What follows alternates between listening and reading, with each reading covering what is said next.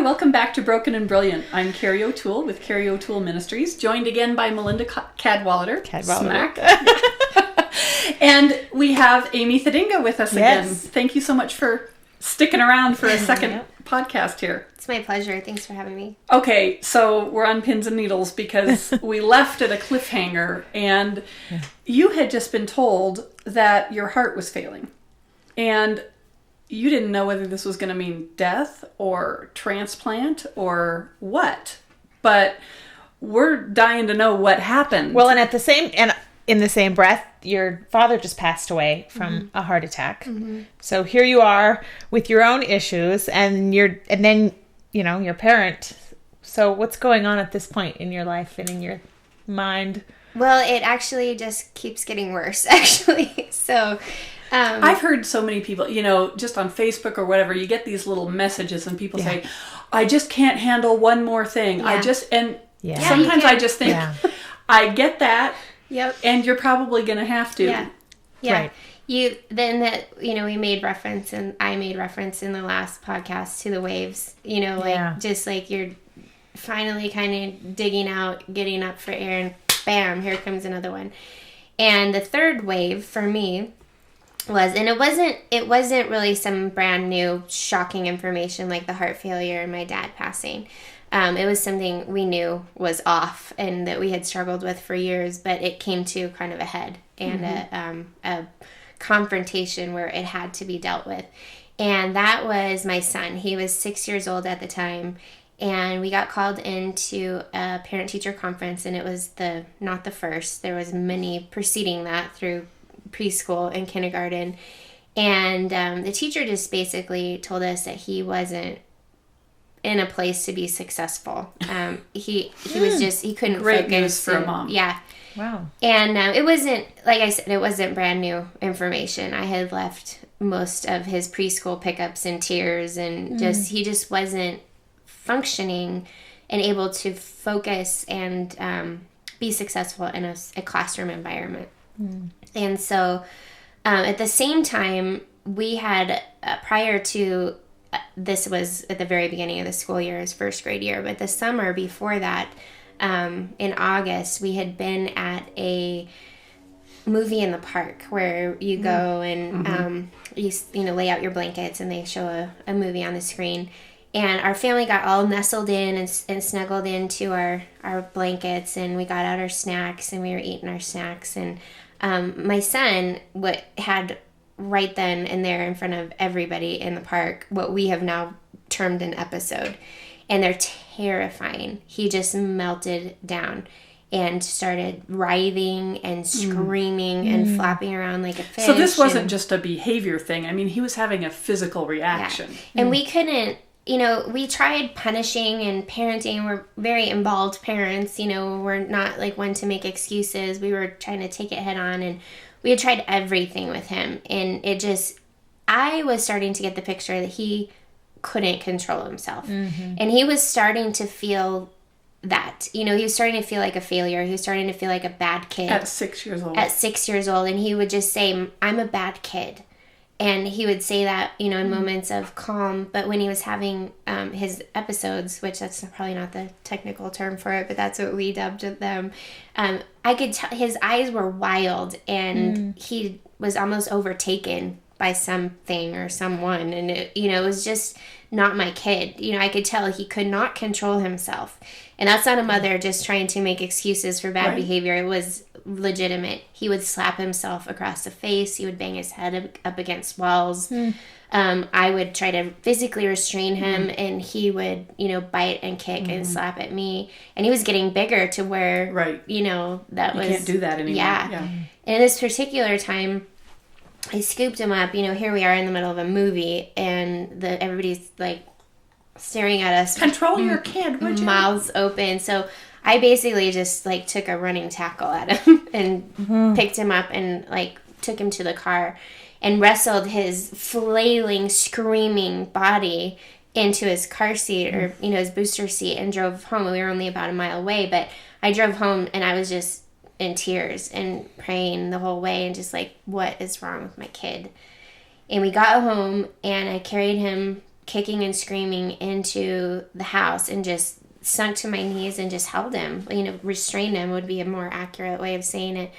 And just rocked him back and forth, back and forth. And he was just screaming and crying and writhing. And about the time I was ready to take him to the emergency room, just because, I was like, is this a seizure? I don't know what's happening. Right. He finally fell asleep and in my arms, and I just laid there. I laid him down. I laid down beside him, and I just cried. And I was just like, God, I don't know what to do, what's wrong. I was almost scared to even take him in and have him evaluated because I didn't. What are they going to say? What are they going to say? And you had just been through this diagnosis with yourself, and then losing your dad, and now I was like, I can't take that moment, like you just said, it's like I can't take any more right now, you know. And so the next week school started, and this is when we're in the conference call, or the parent teacher conference, and we just knew we have to take him in. So we took him into the pediatrician, and subsequently he was evaluated by a neurologist, and they came back and said he has ADHD, and we want to medicate him. And right then I was just like, I was in the middle of this education process of reading books and figuring out, like I said in the last podcast, I made a commitment to know like what it means to be healthy and how to heal my body and give it what it needs, and somehow that hadn't made it quite over into my children at this point, but that was the catalyst to, my kids need to be healed too. Like, this is not just about me, it's about them too. And at the time, I still had the baby and a 3-year-old. So long story short, we went on a really strict elimination diet with him, and my research led me to the knowledge that we needed to get his gut healed. And subsequently, I didn't connect it all, but he always had a stomach ache. He was always, begging not to go to school. He had dark circles under his eyes. He didn't sleep well, all kinds of symptoms. And that was one of the reasons I was scared to take him in, was just to find out, like, what's going on. And so we went on an elimination diet where we took everything that could possibly be a food allergy, a food issue out of his diet. So what was left? What does that look like? It was, basically, like, we joke, like, he ate chicken and peeled pears, like boiled chicken and peeled pears for like 6 weeks. But there's more than that. It's like he would eat, we took out, I'll tell you what we took out. That's easier. We took out legumes, all peanuts, beans, lentils, grains, all dairy, and anything artificial of any kind. So nothing processed. So he basically ate lean meats and veggies and fruits for 6 weeks only. And it was interesting because he was eating macaroni and cheese and chicken nuggets. And they were the organic chicken nuggets. Sure. And the organic macaroni and cheese. But that's what they had, their little kid diet. So it was a really interesting transition. But I was totally... Yeah, did he fight it? Oh, yes. It was like dealing with an addict. There was weeping and crying and gnashing of teeth. Totally. I get that. Yeah, so it was a tough transition for sure. But not to mention, you're dealing with a child who's used to something, and now you're completely rearranging something that's normal for them. And it was, but also, I don't think people really understand or can grasp how massive it is to cook and to buy these kinds of foods that are only can be prepared a certain way. Like, that becomes your job. Right. Like, you go from just picking up something and pouring it in, opening the box to from scratch, like where your pantry is only ingredients for making food, not food. Yeah, not the pre-made that's a big deal. It's a big deal. It was a huge transition, and and it happened from like one day to the next. Because at this point I was committed. We were not trying this out. I was not having my baby go on a high-powered psychotropic drug. And so if I could avoid it. Right. And so I was going to try everything. I was 100% committed. And about 3 weeks into it, we saw, this is interesting because the whole family did it to support Aiden. I laugh at that How now nice because of you. we were the picture of health, but you have a problem. Right, So right. we all did it to support him because I didn't want him to feel like singled out or other than. Yeah. And about 3 weeks in, he just settled out. Like, he was completely normal, calm, perfectly behaved, happy child. And I noticed, hey, I don't have those knots in my neck anymore. And I don't have headaches every day. And wow, my digestion is feeling so much better. And same with my husband. You know, so this change in food, along with, you know, the research that I was doing, I was just like, wow, people have no idea. I didn't. How food affects them and how specifically the toxicity in food affects their bodies and just derails their quality of life and their ability to function and thrive and be healthy. What we think and believe is nourishing us. What we've been taught. Yeah, and giving us strength and making us strong and helping us, and it's the fuel we need to live, is actually poisoning us. Yeah. I mean, if you go by conventional wisdom and you know, the USDA food pyramid, it's shocking. It is shocking what is in our food supply and in our food system, and anything you get out of a box or through a drive-through has chemicals and additives in it that are banned in most countries around the world. And I had no So they're banned idea. in most countries, but we have them here. Right. Yeah. Like, for instance, certain food manufacturers, I'm not going to call anybody out on your podcast, but certain food manufacturers have two different recipes. One they use in Europe and one they use in the United States. And the United States one has all kinds of things in it. And why do they do that? Because it's legal here. But even if it's legal, why do they do that? Because they're not ethical.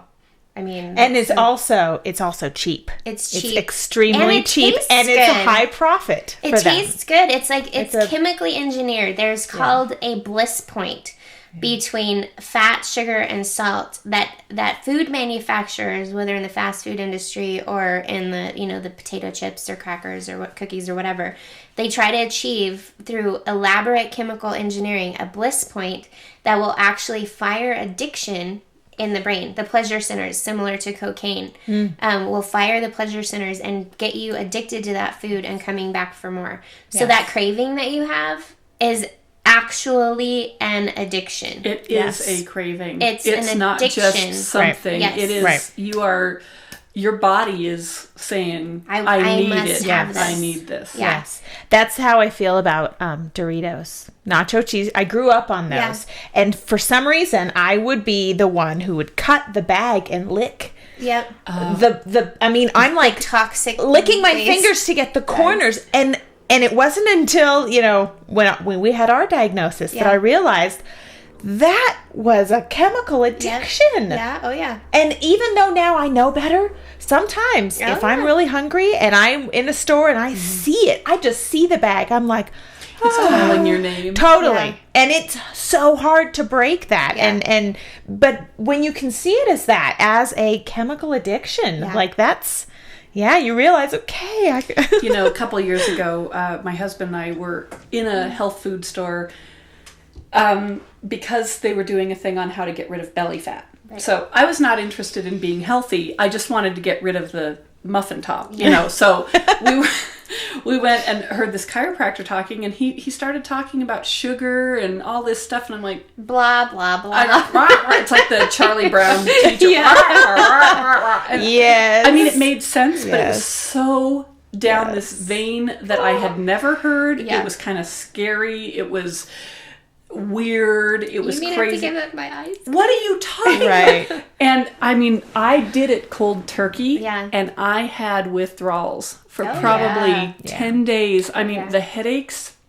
My 30th high school reunion was that weekend. Yep. And I remember going to this reunion, just sitting there kind of like trying not to twitch and Yeah. shake. And Yeah. actually going to the reunion helped because I was able to focus on all these other Get your things mind and get off my of it. mind off of it. Yep. Because I had headaches, I was having chills, I was having sweats. Yeah. All this crazy stuff. And I'm not even that into sweets. It's called detox. I was Yes. like, are you kidding me? Right. I didn't even think I ate that much sugar, but recognizing it's in everything. That's the thing, it's not just like your cookies and your candies and your ice cream. It's in potato salad. It's in peanut butter. It's in, it's in things that you would not, it's in everything. And that has to do with that bliss point, because to get the pleasure centers light up and get you addicted to that food, it has to have a certain threshold. So you'll keep eating it and you'll keep them in business. Back. My brother-in-law and his wife live in Australia, and they happened to be here at this time that my husband and I were kind of getting off the sugar, and we went out to eat with them, and they said, everything here is sweet. Well, of course, they said it with their Australian accent, which I can't do. But, if my daughter was here, she could do it. But, they said everywhere we go, everything has sugar in it here. We can hardly stand eating here because everything has sugar here. That's how I feel now. Yeah. Before, I didn't notice it. It's like your palate gets acclimated to it. But now if I ever have something, that has sugar in it, it's offensive to me. It's mine was yours was Doritos, mine was pumpkin spice lattes from Starbucks. So I went completely off them for 2 years in this whole transition, and last fall I was just like, you know what, I'm gonna have a pumpkin spice latte. I'm just, I abide by the 90-10 rule. I'm gonna go for it. So I go through the drive-thru and I get the pumpkin spice latte, and I even had them back the syrup off to half, I think. Yeah. And I took one drink of it and literally had to spit it back in the cup and throw it away. Right. And this is something that I loved. I mean, I would exist on them. Yeah. So it just tasted so offensive. Offensive. It was, the sweetness was like assaulting intense to me. Yeah. Intense, yeah. But the American palate is desensitized to it, to where things don't taste sweet, because everything, even things that aren't supposed to be sweet, are sweet. Okay, so you went through this 2-year transition for your family. Mainly, it started out for yourself. Right. Then for your son. And where are you guys at health-wise now that you have made these changes? Well, it's amazing. My son, first of all, is a model child. He is doing amazing things in school. He's a full grade above where he should be academically. So conferences are a little different? Well, he's homeschooled now. Okay. And that's another interesting story, because when to tie it all back together, when we were in the park, he was eating red vines. And I found out it's the dyes in things that really would trigger When those I was in episodes. elementary school, we did a little play on nutrition. I dressed up in this big pillow costume thing, and I was an emulsifier. I remember that. And we were doing all these things on red dye number whatever. And it was in the nutrition thing at my elementary school. I was an emulsifier. Wow. Just like, you should not be eating emulsifiers. No, that's not nutrition. That's called toxic waste. So anyway, that was a big kicker for us. But I found that we just really struggled with him throughout the rest of the year, not because of ADHD, but because he would go into science lab, and their lab would be with Skittles and vanilla wafers. And it's just like, okay, tell a first grader, and then they'd let them eat it afterwards. Tell a first grader that they can't do that. Everyone else can have this, but you can't. And then the popsicles at yearbook signing, and the cupcake treats at birthdays, and the cookie decorating at Christmas. And it really became a social issue with my son, where he was being bullied over the food that he was and was not eating. And so we pulled him out, and he's homeschooled. All my children are homeschooled now. And he still goes to birthday parties, and he's in a bunch of clubs and sports and stuff. And he just takes his little box of cupcake or whatever the treat is. He takes it. I make it. He takes it. But you know what? I have been to hell and back with my health and his health, and it's worth it. It's not, I don't even see it as like a big sacrifice. It is so worth it to have my baby back. I mean, he is, I was starting to have those feelings towards him that no mother wants to have toward their child. It was just those feelings of like, you make my life so difficult, and why I don't why know are what you to do. why Yeah. are you so disruptive? And my husband and I were fighting, and I couldn't pay any attention to my other kids because he took so much energy. And to not have that, and to now be able to connect with him and have him be as a integral functioning member of our family and of society, and a leader, and it's so worth it. Well, you know, So all Yeah. of we talked a little bit about how difficult it is to make that switch, and now you have to cook everything from scratch. You can get used to it. I wouldn't go back. It's that thing that we just said. Like, I wouldn't take my heart failure away. Yeah. I wouldn't take, I mean, I would have my dad still living, obviously, if I could, but I wouldn't take away the ADHD diagnosis. You know, as a mother, you go back and you're like, I caused this, you know, and Sure. there's all this guilt and shame. But honestly, God has such logistics to how he walks us through stuff. And as we're paying attention to the clues and making decisions and taking action on things, it's like, I'm so thankful. I wouldn't go back if we didn't have any kind of motivation even to stay eating like this. I would eat like this just because we feel amazing. You know, all those symptoms disappeared. My depression, anxiety is totally lifted. I mean, it's not something I wrestle with and that I'm on top of now. It is gone. Right. And to think that all those years, you know, it's a chemical imbalance. It's a physical thing that causes your brain And so you're having to fight through all of that just to get to normal or whatever. And when you just remove all of that, you can function. So I think a lot of people, you know, we do get stuck in those circumstances. And when life is really, really difficult for you, if you can understand that the control part that you do have is get yourself in the best health that you can be in, so that you can handle whatever else comes along too. You know, it's like Maslow's hierarchy of needs for youth psychology types. You know, your physical body has to be safe and well before you can work on your emotions and your, you know, your spiritual healing and relationships and your So those of you who are self-actualization. struggling and you're just feeling like things keep happening, the waves keep coming, I have no control, I can't do anything about this.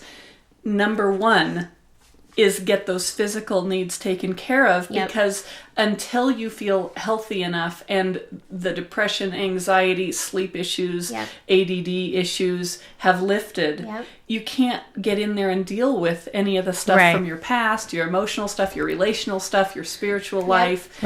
It's just too much. And let me say this strongly. It is not happening to you. It is happening for you. That is, you know, that is like the mantra of my life, is because life is always giving you feedback. When I got heart failure, that was feedback. When my kid was having an episode in the park, that was feedback. When my husband and I are bickering at each other and struggling, that's feedback. It's like the light on your dashboard saying, pay attention to me. There's and something you can have change. Control. Our society and even our faith to some degree teaches us that we are just these, you know, flotsam and jetsam being pushed along in this soup that we have no control over. And there are many things in life that you have no control over. But there are many, many, many things. You are a strong person. You are a smart person. You have the ability. We have the internet. You have Google. I mean, come on, what else If you is want there? to figure And this we out, have you. Google. Yeah. So tell us what you're doing now and how people can reach you and find you if they want help, because you help people start to begin the journey of health for themselves, right? Yep. So it came, you know, it just, people started coming out of the woodwork when we kind of got on and it's an ongoing process, and I'm not setting myself up here as somebody who has you're still learning. Figured it out. Yeah. I'm still learning every day. I learn new things, but people started coming out of the woodwork and asking me for help, and I was doing so much, you know, one-to-one. I guess you could call it coaching, although I wasn't charging or didn't have a formal practice. But so I started a blog that it's my name, www.amythedinga.com. And spell that. Okay. And I'll put it on the link here too. Okay. But. It's AMYTHEDINGA. TheDinga.com. So amythedinga.com. And I blog on, I put recipes out, and I blog on things in our food system. And it's gotten so big for me that we don't have time to go into it. But what I've realized is the food system is not only causing so many people to lack their quality of life, but it's a vicious cycle that's actually oppressing the poor, and the problems that we have in our agricultural system and our food processing system, the greed and the big huge corporations that are putting these products on the shelves that are not good for people. The people on welfare, the people who have the least food security, that's the only food that they can afford. Yeah. They have zero access. In this country, the country of abundance, they have zero access to fresh fruits and fresh vegetables and clean animal protein. And that is a travesty. It is an injustice. So for me, it's much more than, hey, get healthy, get your family healthy, which that's a huge part of it. And it starts there. It starts there. But we need to start making the purchases with our dollars that actually support a healthy system, so that when we can help our fellow man, the people who don't necessarily have the resources to choose. The people that can choose need to vote with their dollars to subvert the companies and go more to a local food system where everybody has access. That's a basic right. Everybody deserves access to clean food and health. Every child deserves access to... and the knowledge and the information, because, I know when I was raising my kids, I didn't know anything about this. I didn't either. And you go to the store and you just buy what's out there, and you go wherever and you just... cut your coupons and you get your, Jiffy the cheapest pumpkin, you can make it.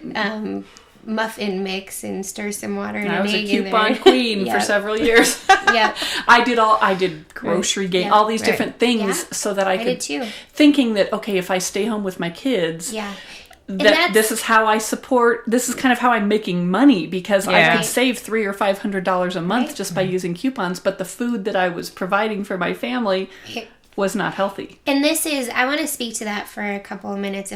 Do I have time to do that? Yeah, go for it. So that is a huge, huge, huge issue, because that's the one thing people are like, I don't have the time and I don't have the money.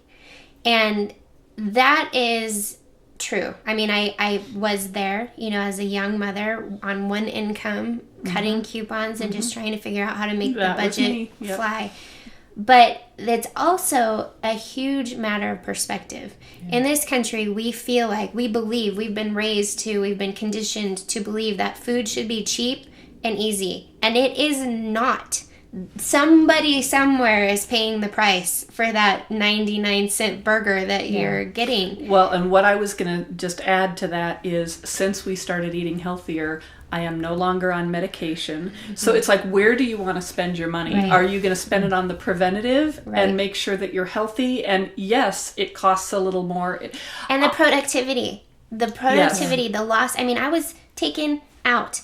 I couldn't mother my children properly because I was depressed and I was anxious and I was in pain, or nobody does it and then they aren't getting it.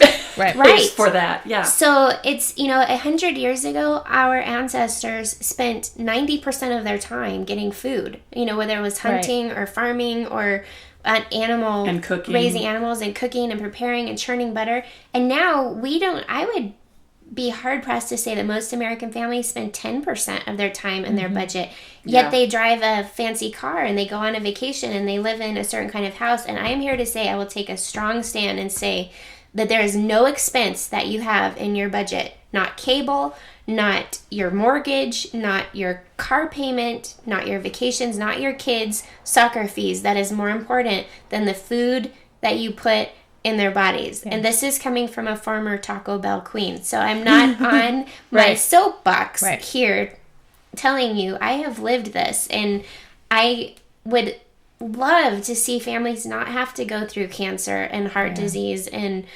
ADHD and autism and all of the things that are connected to our toxic environment and our toxic food before they wake up and make a change. I would love to see this move through. And I believe the tide is turning. I think so too. I see a lot of people. It's not so freaky. It's not quite so out there, new agey, whatever. It's becoming more mainstream. Even some of the local grocery stores are starting to carry more organic and more grass-fed and things like that you couldn't even get a few years ago. So the tide is turning. But thank you so much. I just think, it's people like you who are telling their stories and encouraging the rest of us to start going, maybe I can't change everything overnight, but I can change Baby steps. Right. Maybe I can start buying more organic food here and there. And that's why it's so important to hear someone's story, because yes, like you said earlier, people see you and they're like, well, she just must be nice for her. She's got it all figured out. But if we actually took the time to sit and listen to someone's story of brokenness that turned into brilliance, then we see why. When you see someone that has something you don't have, it twinges this jealousy. Right. Push past it and say why. But say why and approach them and ask them for their secrets or their tips. And you may be amazed at how much you can learn from people just by their stories. Well, so thank you for sharing. You just happen to like doing all that stuff. You didn't start out liking this. You did it out of desperation. Right. This was not that you're just I think I'd like to pickle for a living. No. Right. Yeah. I see it as like it's going to sound really global, but I see it as like my purpose in life, and my ministry to my children and my ministry to the next generation. And the next generation. Mm-hmm. Yeah. And you're not just preaching it though, they're seeing it. Your children are watching their mother cook and prepare foods, and they're seeing it not just because you're telling them it's good. Right. They're seeing it in your life, and that's wonderful. That's huge. Well, thank you so much. Like I said, we will put the link. So if you're interested in hearing more about Amy's blogs, reading more about them, checking out some of your recipes, you can find them. And I'm actually working right now. It's getting ready for launch in the next month or so. I'm working on an online course that I basically took my experience and said, what would I have needed at that moment of diagnosis when, like either heart failure or ADHD, like I had to spend years and years and years in research. So you've done it all. Does everybody else have to do all that too? So I'm working on a online course where you can go into an online classroom almost and be like, start here. Week 1, day 1, what do you do? And walk them through the process so when they come out on the other end, they know what to do. Don't feel so lost. They don't feel lost, and they don't have to... part of, that the stress of that whole situation was like, okay, I know I have a problem. I don't know what to do about it. Right. Mm-hmm. And so I'm committed to taking that stress and that angst off of families or individuals to be able to go from point A to point B, from total standard American to... Because of the genius of technology, maybe what we can do is actually set this podcast to go right about the same time that you're launching this, so that people aren't going, well, wait, where do I go now? Where do I go now? Maybe we can do that. So we'll be in touch, and hopefully this won't be a month out. It will just be, hey, go to her website right now, and there you go. Wonderful. So look for that. Yeah. Thank you so much for sharing your story. And thanks for having me, Carrie and Melinda. You bet. You bet. Great. Thanks, Melinda, for being here again. I just love having you here. I truly do. It's awesome. So thank you so much. You bring so much to this conversation. And thank you all for joining us, and we'll see you next time here on Broken and Brilliant.